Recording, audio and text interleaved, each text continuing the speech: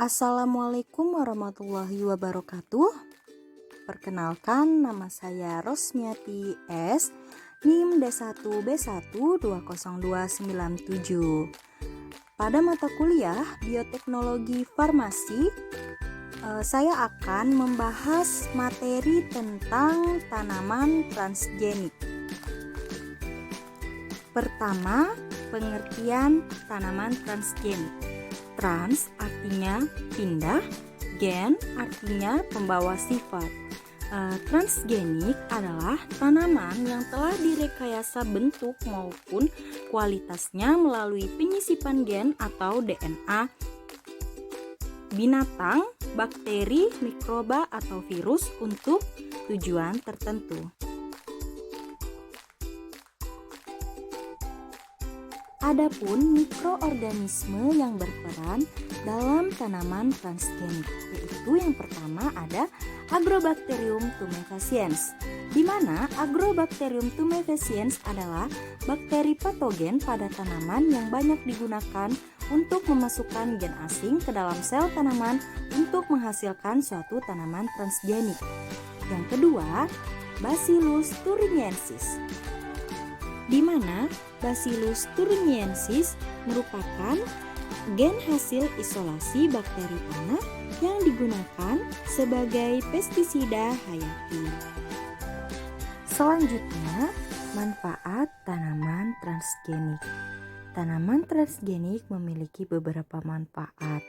Yang pertama, pada aspek pertanian atau disebut agrikultur.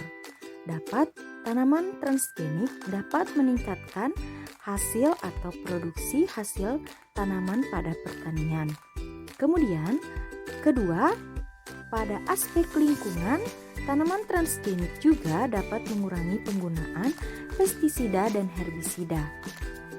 Yang ketiga, pada aspek gizi, tanaman transgenik juga mampu meningkatkan kualitas bahan makanan.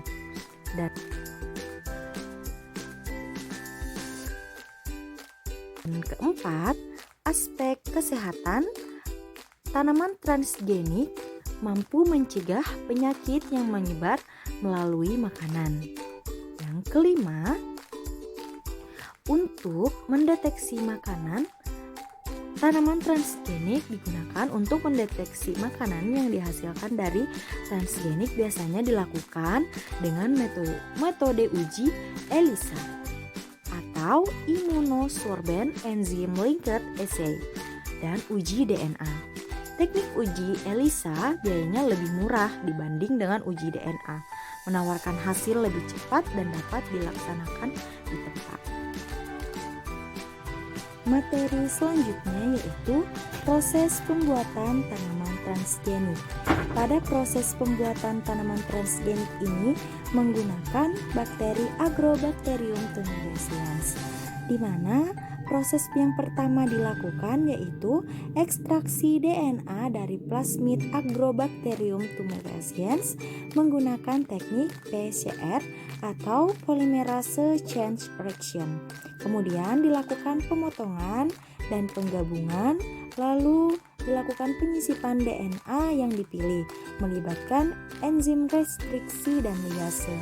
Yang kedua, pengklonan gen oleh bakteriofaktor sehingga dihasilkan DNA yang diharapkan.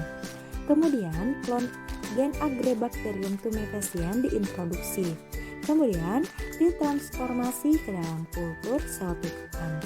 Yang terakhir, proses multiplikasi dan regenerasi bagian-bagian tumbuhan sehingga terbentuk tumbuhan dengan sifat yang baru. Nah, materi selanjutnya yaitu proses pembentukan tanaman transgenik, di mana proses transfer gen secara lengkap. Yang pertama dilakukan sequencing pada DNA untuk gen yang akan diubah, diidentifikasi dan diperoleh dari organisme donor atau digunakan bakteri. Sequencing ini dapat dilakukan dengan mengacu pada informasi yang diketahui berkaitan dengan urutan dari gen yang akan dipilih. Selanjutnya diikuti dengan pemindahan gen dari organisme donor. Kemudian, gen yang diinginkan dikeluarkan dari organisme donor melalui penggunaan enzim spesifik yang dikenal sebagai enzim restriksi. Kemudian, gen yang diinginkan kemudian dipolimer melalui polymerase chain reaction atau disingkat PCR, yaitu metode untuk memperkuat DNA dan menghasilkan sejumlah gen yang bisa diterapkan. Kemudian, setelah diperoleh, ada beberapa cara untuk mentransfer gen donor ke dalam sel organisme target. Nah, pada beras digunakan proses yang lebih canggih. Pada proses elektroporasi ini, di mana enzim khusus pendenaturasi dinding sel melepaskan dinding sel dari selnya. Kemudian sel-sel akan menjadi protoplas, yaitu sel-sel tumbuhan yang dilucut dinding selnya tetapi masih dilapisi membran seluler. Tahap elektroporasi berikutnya yaitu dikejutkan dengan listrik tegangan tinggi melalui larutan yang mengandung protoplas. Kejutan listrik ini menyebabkan membran untuk sementara tidak stabil dengan membentuk pori-pori kecil. Nah, melalui pori-pori sementara inilah DNA gen donor dapat disuntikan. Kemudian, DNA diinjeksikan dalam bentuk transfer plasmid yang dipindahkan ke kromosom dan menjadi satu dalam DNA tanaman.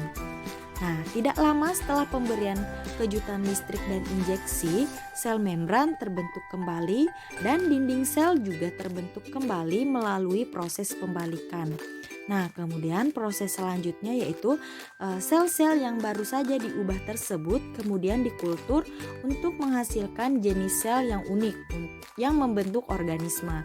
Nah, yang kemudian proses yang terakhir, sel-sel yang dihasilkan kemudian dipindahkan ke dalam lingkungan pertumbuhan biasa di mana gen baru akan diekspresikan.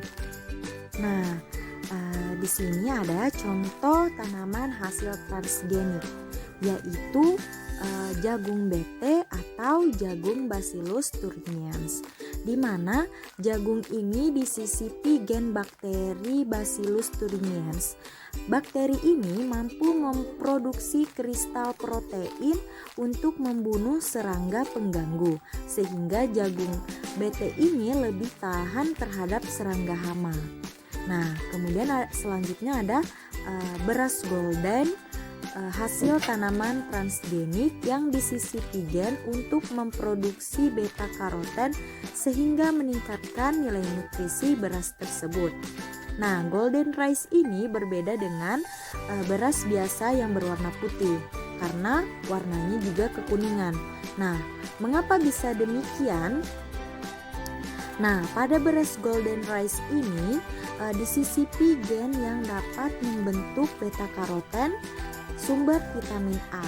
Selain itu, ada juga tanaman hasil transgenik seperti kapas, ubi jalar, kedelai, kentang, gula, bit, dan tomat. Terima kasih sudah menonton video ini. Stay safe and stay healthy. Wassalamualaikum warahmatullahi wabarakatuh.